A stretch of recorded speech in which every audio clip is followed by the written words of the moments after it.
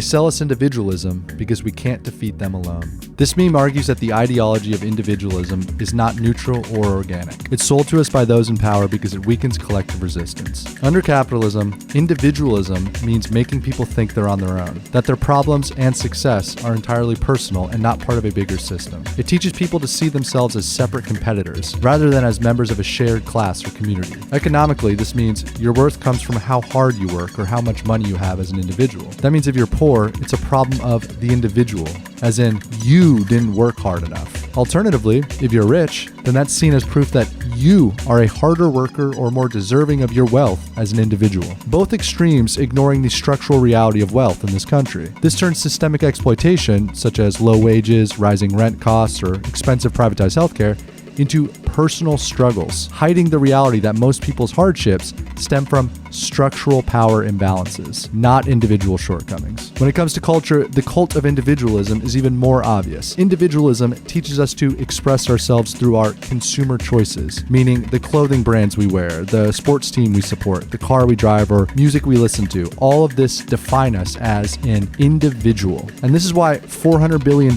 is spent in the US on advertising each year. They are selling you a consumer identity. Individualism then becomes a lens through which a society interprets everything. It shapes how people work, what they value, and how they see one another. In that way, it's not just an economic policy, it's a worldview that deflects blame from structural issues. And the tragedy is that this individualism isolates us all on an island and erases any semblance of collectivism or camaraderie between our neighbors or coworkers. And the ruling class loves this and actively supports it because it's impossible to meaningfully fight any corporation or government by oneself. Civil rights, labor laws, and the social safety nets that millions of working class Americans rely on were won through collective pressure. That is, large groups of people coming together for a common cause and demanding change. The world we were born into is built to keep us separate, distracted, and dissatisfied. But this is not normal. Your craving for connection and camaraderie is part of being a human. To acknowledge and follow that human urge is an act of revolution.